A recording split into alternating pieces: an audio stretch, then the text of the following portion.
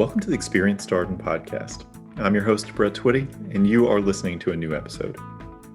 On this episode of the podcast, I'm excited to share my recent conversation with Anne Joseph.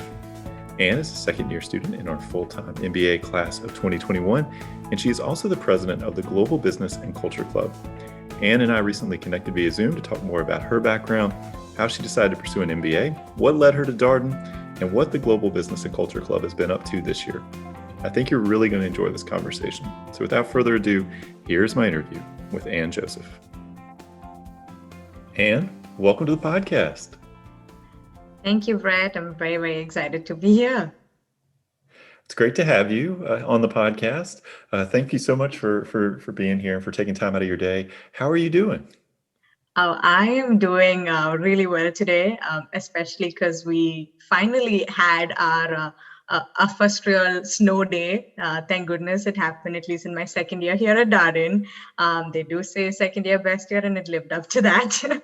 So a Sunday morning yesterday, a few of my classmates, we got our masks on and our gloves fit, and we walked into Darden, and we took iconic photos in front of the school with all the snow around. So yeah, we're doing really, really happy after experiencing snow for the first time with a bunch of my classmates yesterday. You're right. It has not snowed as much as it historically has over the past couple of years. I think even just as a staff member, I'm based here in DC, but it was great to have some snow on the ground and just hanging out inside, but still makes for nice scenery. I've also found in these colder months, the mask has a certain warm element to it. So it's not a bad compliment in these colder months. Right. It's funny you say that, Brett, because I definitely realized the multi-purpose of wearing a mask, because it did shield me from a lot of snowball attacks too yesterday. So that was fun. But yes, I'm doing great. Great snow day. Finally experienced snow here in the US. Well, Anne, let's start with your story. We're going to get into some of your activities a little bit in sort of the second half of this conversation, but let's set the stage a little bit here. Tell us more about you. What was your background before coming to Darden? Yeah, for sure. So I am originally from a small coastal town in the deep down south of India, from a state called Kerala. Growing up, I was fascinated by small businesses, just the general culture of my state, and how that interacted with the economy. So I decided to go deeper into the commerce and economics field. And interestingly, this is pretty deviating from the popular tracks in India of engineering and medicine, but I knew this is where I wanted to be. So after my undergrad in economics from the University of Madras in South India, I had three unique phases in my career before getting to Darden. So in my first phase, I started my career with Goldman Sachs in their investment banking operations space. Out there, it was a very fascinating experience because I got to work very closely with traders in Europe, Middle East, and Asian regions, working for Goldman Sachs, and worked in very interesting syndicated loan trade process, worked with a very high performing team and developed very interesting process management skills there. I really loved the fast paced nature of my work, but I somehow felt the urge to use the skills I developed there to work on something that I was truly passionate about. I'm a proud daughter and granddaughter of social workers. So I did a complete 180 and launched my own retail social venture. So that was the second phase of my career. And it was focused on social entrepreneurship and socioeconomic development. I ran an online boutique with a social cause, and it was situated in the very competitive Indian clothing retail space. But it got me to remain nimble and make critical decisions as a leader of a 70+ women workforce. I exited out of my venture when these women were capable of running their own businesses.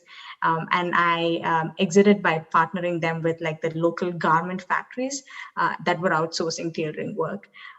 So this is also a time when I got an opportunity to study abroad for the first time. I was awarded the UK government's Commonwealth Scholarship, and I pursued my grad studies in international development. It's kind of the first time I like interacted with people from all over the world in a location best regarded as and like best situated for international studies. And I really found myself drawing closer to understanding kind of like the corporate's involvement in socioeconomic development. So that was kind of like, like the second phase of my career. And then I moved into my third phase, which is rather a serendipitous one, because 4 years ago, I moved to the US when my husband Ryan was actually an MBA student here at Darden. So I actually came to Darden as a partner. And when I got to move here, I also got to work at Darden as the lead business analyst for the school, managing two of Darden's KPIs. One was the rankings, and the other one was like Darden's like global positioning. So this phase of my career was pretty serendipitous, and never thought I would end up in higher ed. But I made the best out of the opportunity when I was here as a student's partner, and also got to experience the MBA vicariously through my husband's experience, and see if it will be a good fit for me. So those are my three unique phases of my career before becoming a student here at Darden. It's so interesting to hear about your experience first as a partner and now as a student.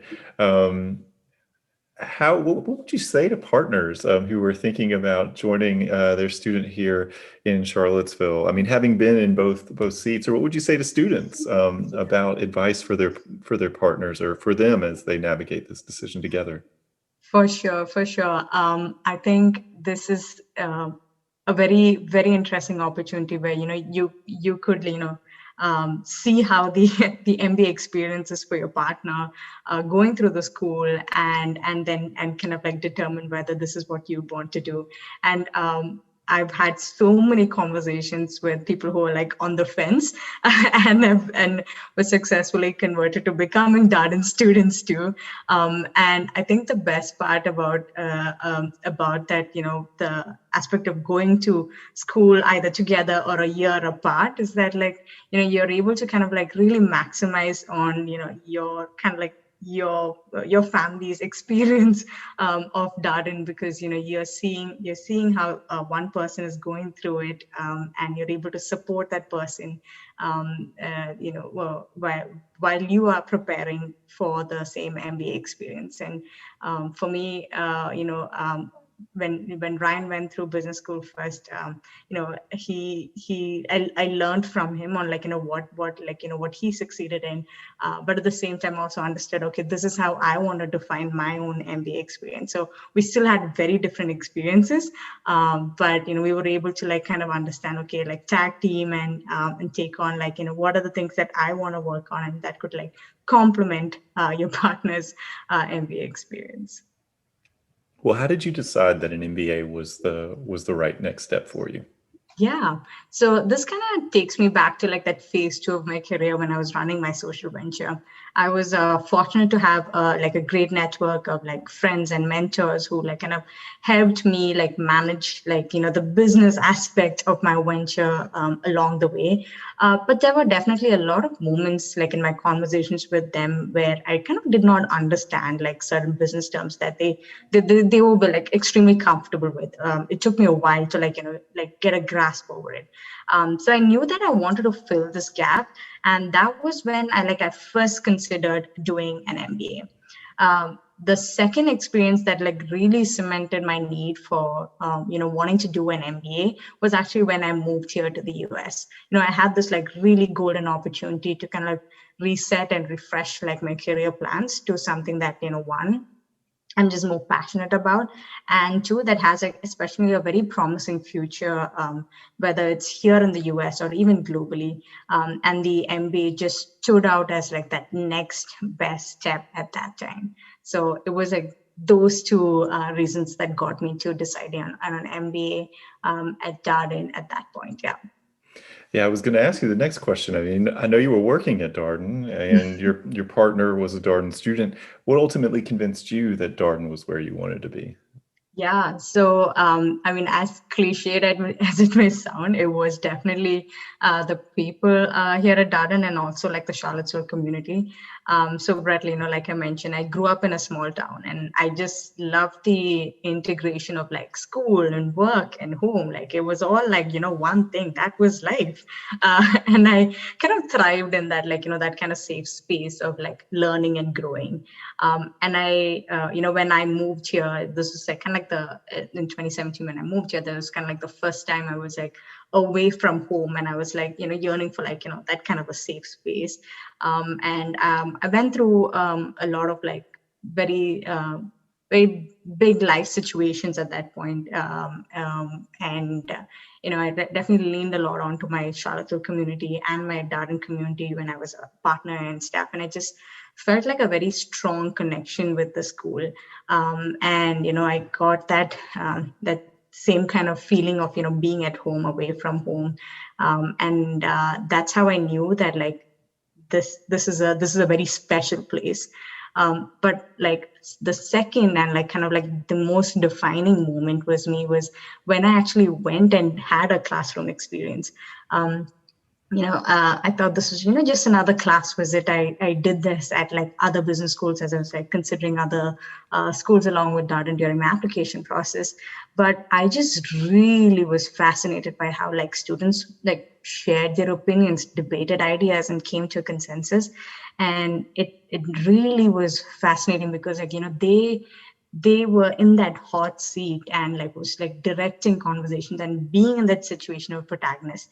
And when I moved here, like this, I wanted an opportunity like that because I wanted that inner confidence that I have in me to come out every single day in every single conversation, and not take a backseat as how I notice in other schools where you're like in a lecture kind of a hall. So that was like that definitely was that kind of defining moment that okay, firstly I feel like really safe and I feel like this is like home to me. And the second thing of like I'm here to build my business acumen, and I really got to see that in the class that day. It was with Professor Dennis Yang, and it was a global economies class. And I just knew it. Like I was sold at that moment. Yeah, that was how I decided on Darden. Certainly not the first person on one of these podcasts who said, what sold me on the decision was my class visit and spending some time in the classroom. We know that is something that can have a lot of impact for our prospective students.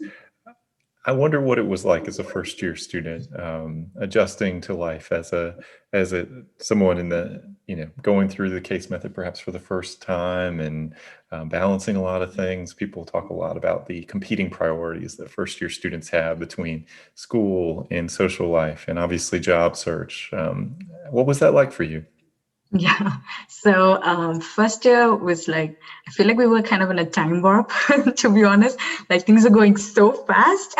Well, at the same time, I was like, oh, we just started like it felt like we just started a few weeks ago when it's already been like months. So I feel that like, it was kind of like honestly the right level of intensity for an extremely rewarding experience.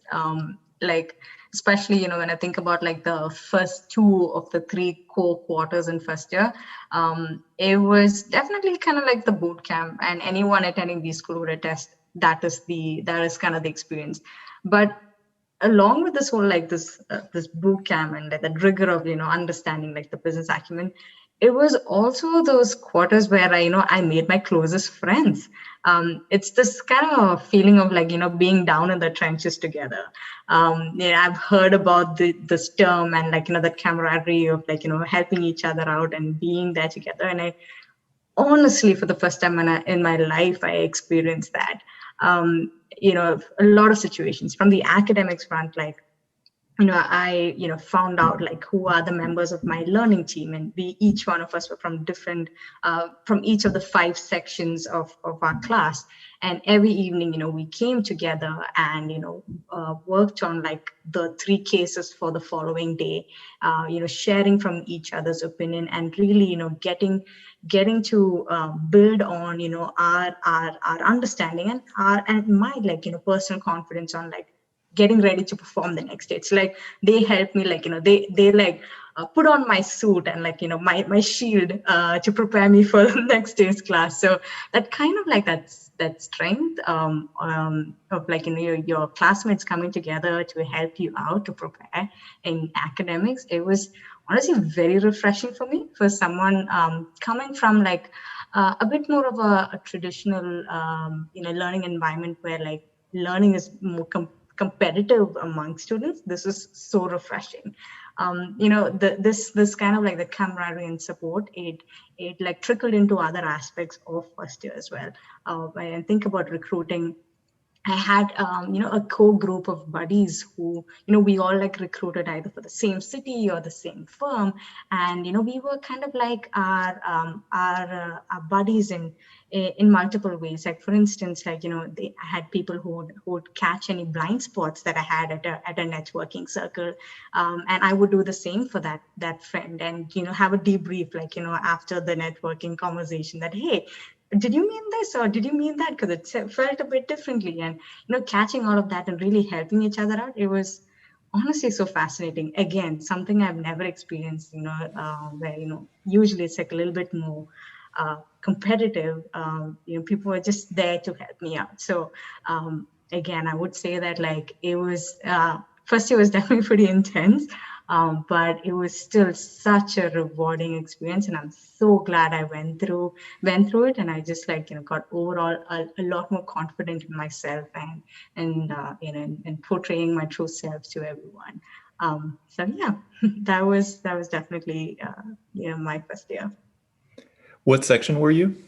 Yeah, I'm in section E. So we bleed black and yellow. Those are our colors. And I'm wearing black right now. I know y'all can't see me, but very close to my section. What was your favorite section norm, or your favorite thing that you did as a section to celebrate? Oh my gosh, I have too many. So I tried 2. I'm sorry, Brett. I know you asked me for 1. So one was like, again, like this on the academic side. At Darden, it's just so unique that actually like whenever a professor asks a question, you usually have like at least like 5% of the class raising their hand. And sometimes, this hand raise could seem a little intimidating to other people to like, share their opinion. So one of the norms we very uniquely have in Section E is that we're not going to be the ones who just like quickly raise a hand and like, just take over any sort of a cold call or a question. We'll warm up to it so that, we give our classmates around us an opportunity to also, raise their hands and not take over or like vulture around and take over any cold call. So I think that kind of an environment to like, have more people like share their thoughts was one thing we were very we very strongly believe that we should do as a section, which we continue to do. It is a norm that is proudly passed down to us from the class of 2020 to 21, and I believe it's also part of the current class of 2022 as well. The other one, so I spoke about the academic one. The other one is more about like the strength of the section on a more like a social or a personal front. Every Thursday, our section spent during our second breaks, our section spent like 15 minutes of our time to kind of talk about a very close story of any one of our section mates. Like we would give them an opportunity to share about any sort of an experience that they've had in their past. It's kind of like, how you would see like, the Humans of New York or the Humans of Darden, like that kind of like, any topic that they want to go into more depth on for like 15 to 20 minutes. I shared my story with my classmates, and a lot of us actually shared every Thursday for the pretty much the entire year. And those were really interesting moments that brought all of us close together. And I got to know a lot more, in further depth about my classmates, and really am very appreciative of them to be vulnerable in that space, and through that, achieve like a more stronger bond as a section. So yeah, those are two of my section norms, section traditions that I really like. Well, thank you for sharing those. We've talked about Humans of Darden here on the podcast, and for those of you who have not had a chance to hear that episode, I encourage you to go back and listen to it. It's a great example of how people bring their whole self to the community, and students' willingness to be vulnerable with each other and to share and to open up. We like to think that that's such an important part of the learning experience. That's really when you transform as a person, when you can sort of open up and ask for help, or say, I'm having a hard time with this, or, let people in to your experience. And so it's cool to hear that y'all were doing that as a section, Anne. Yes, very happy to do that. So Anne, what did you do this past summer? Yeah, so this summer I got to intern at Walmart in their merchandising operations division, and I got to work very closely with some of the products that were very, like, say the hot COVID essential products for Walmart. And it was absolutely fascinating because one, I got to first, put to practice what I actually just learned a few months before I started my internship, kind of like during like my the core quarters at Darden. So it was really interesting to see, how I was able to put to implementation what I just learned. And two, it was just, I'm still like extremely grateful that Darden's like Career Center was able to bring all these like very interesting opportunities to work. And I got to work at like the world's largest like supply chain network, with Walmart, when I gradually started like developing that interest to try that out. So all in all, it was a great summer experience, and it further reinforced my interest in going into the general management track. And I'll be working for another company once I graduate from Darden. Well, excellent. Where will you be going post-graduation? Yeah, so I'm going to be working with Envista, which was Danaher's dental platform that spun out Danaher in 2019 and is now its own holding corporation. Envista works with medical devices and overall the dental space, and it's based in Orange County in California. So I'm going to be sadly moving to the West Coast, leaving Charlottesville. Charlottesville's very close to my heart. This is where I've spent most of my life here in the U.S. And but it's gonna be a different experience, and I'm very excited for that too. One of the reasons we invited you on the podcast, not just to talk about your story, but also to talk about your leadership. You are the president of the Global Business and Culture Club, and this club does a lot at Darden. One thing that happens, always a highlight of the fall, is the Global Food Festival, which looked a little bit different this year. You want to talk a little bit more about what the Global Food Festival is and how you managed a virtual version of this year? Yeah, absolutely, Brett. So yes, Global Food Festival is one of the flagship events that we have as part of the Global Business and Culture Club. Usually, during a non-virtual time, we would have about 600 people participate with representation from at least 25 to 30 countries, showcasing their authentic, ethnic cuisine and traditional costumes and cultural performance. It's a wonderful, a half-day event on a Sunday with a lot of these interesting performances. And it's also very perfectly situated kind of at the start of the academic year, so that, when everyone comes together, domestic and international students with various intersectionalities too, and you all come together and have that, that first platform, that's what the Global Food Festival is. We try to ensure that we kind of provide that similar kind of platform this time around in the virtual setting too. And interestingly, there were some things that worked actually really well in a virtual setting. Sadly, we couldn't taste as much food as we usually would have. But other than that, like this year, like I think like some of the greatest hits, then I give all credits to my brilliant board of like 8 of my classmates.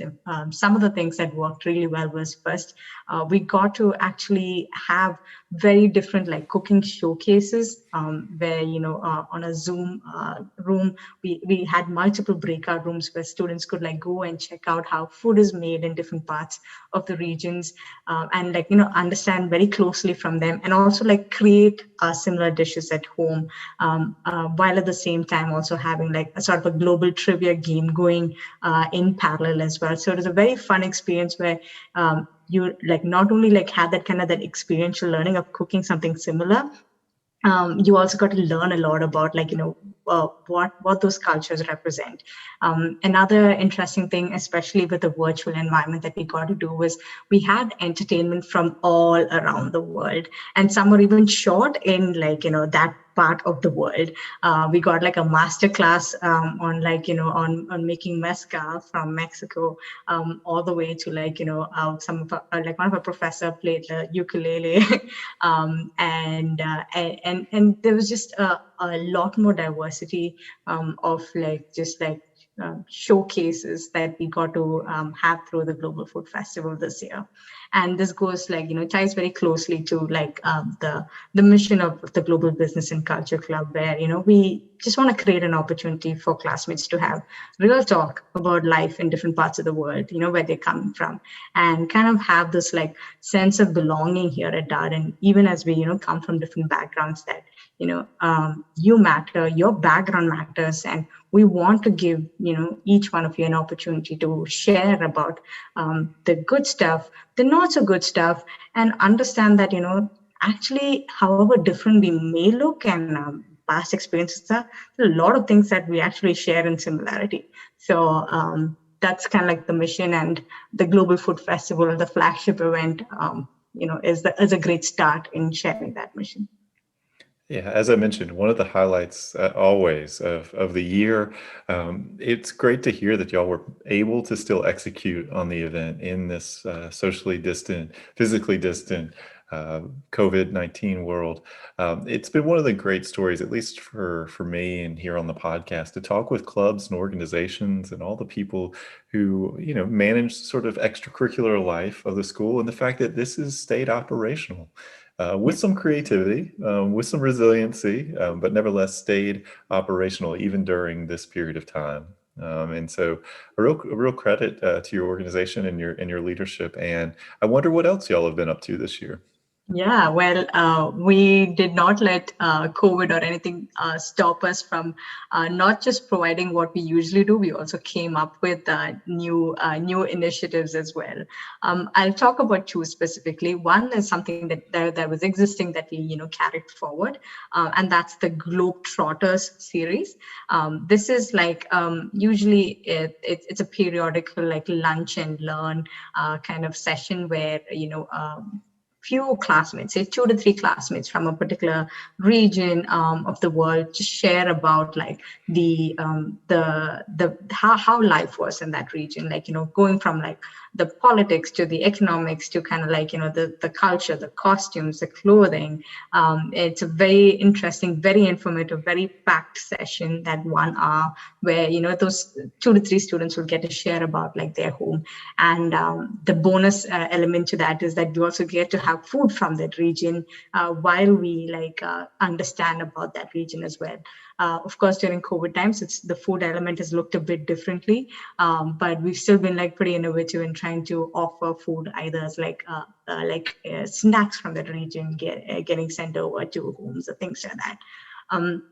The other new initiative that we had particularly, considering this is the virtual times, was we started off something called the Global Screening Series, where is a periodical, it's an event where every other week we watch a video together as classmates. We come together virtually to watch either a documentary or a TV show, or even like a set of advertisements from a particular region that portray a certain aspect of that region, and then we go into further discussions of how watching that felt to people who are complete a different audience, or also if they could like relate to something like that. Our first global screening series was in collaboration with the Darden Africa Business Organization, DABO. It happened actually last week as part of DABO's flagship week of events called the Africa Business Week.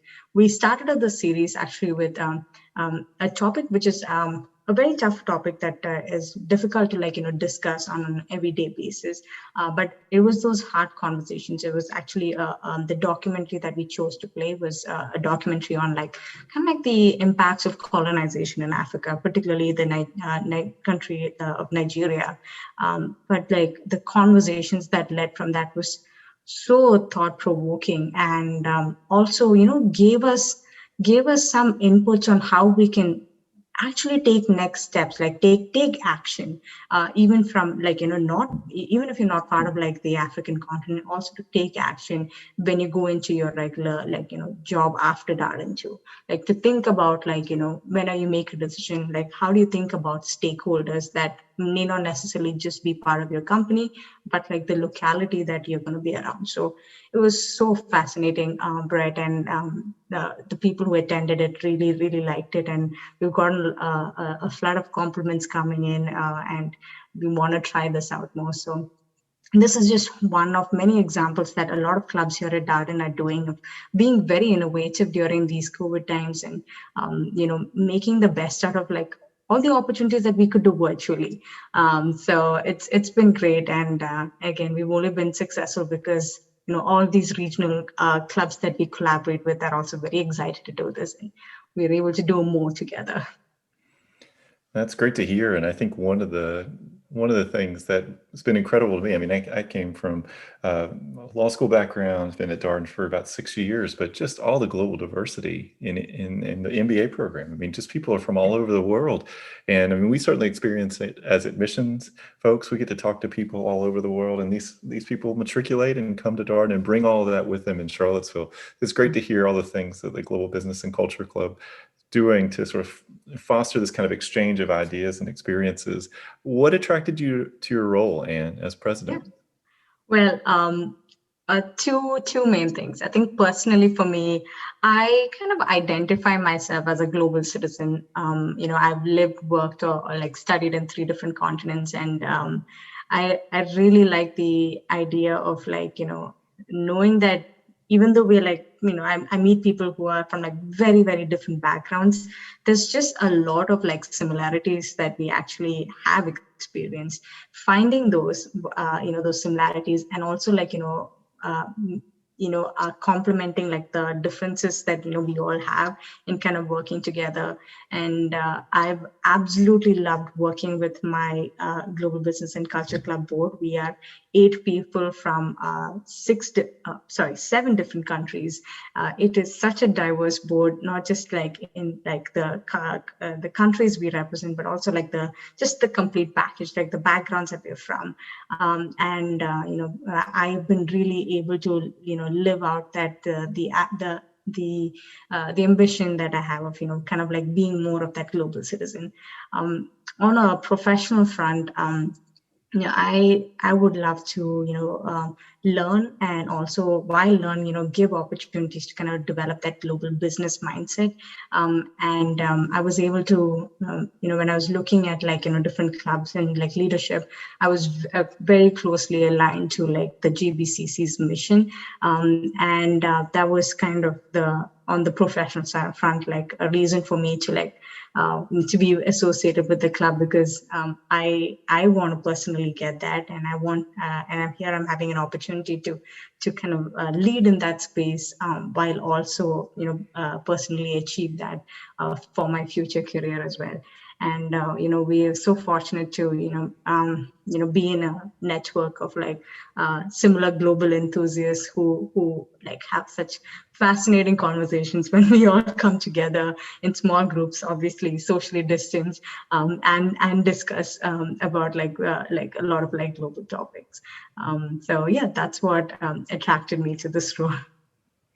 Well, what are you looking forward to in the months ahead, either with the organization or just even personally?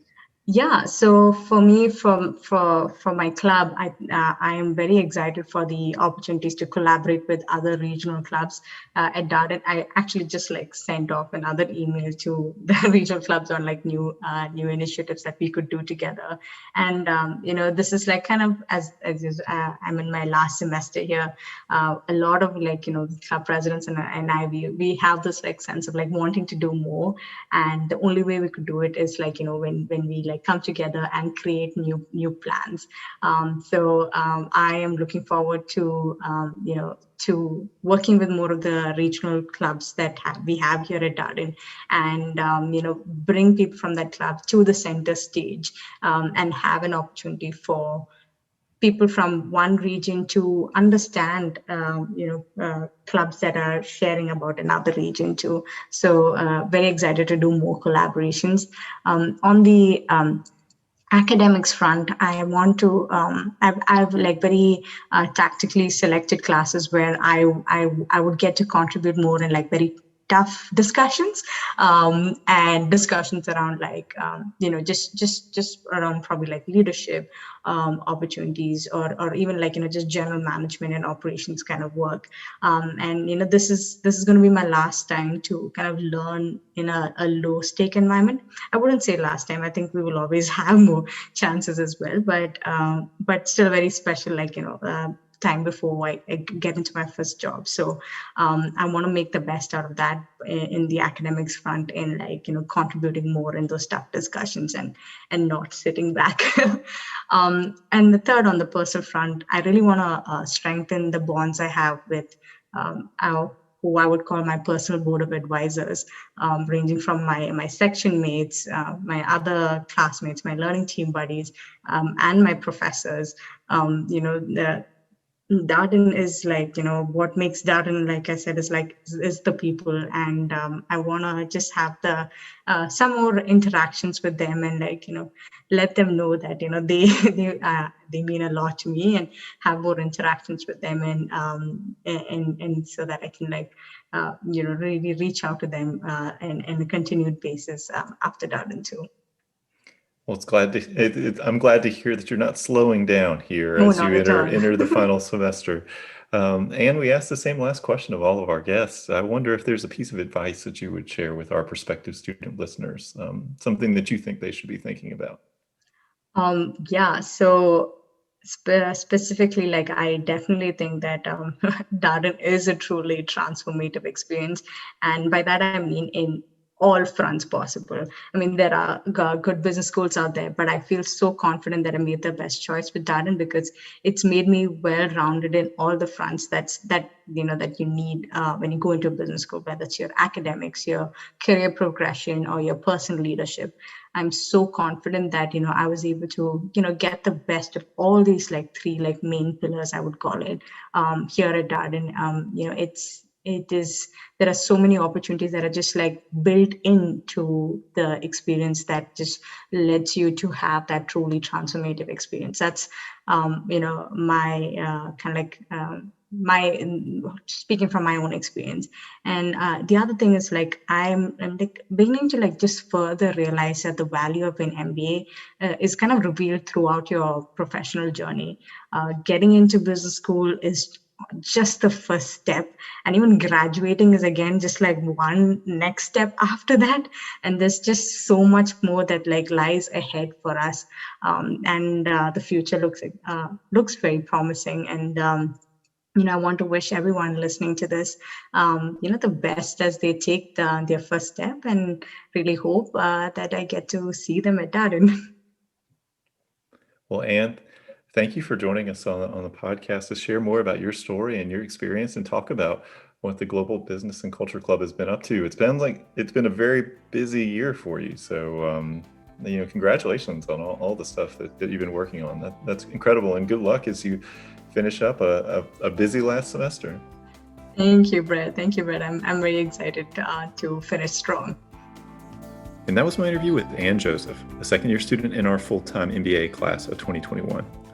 As always, if you have any comments, suggestions, requests, anything you'd like for us to cover here on the podcast, we're all ears. We can be reached at Darden, that's DARDEN, @virginia.edu. Until next time, stay safe, be well, and thanks for listening.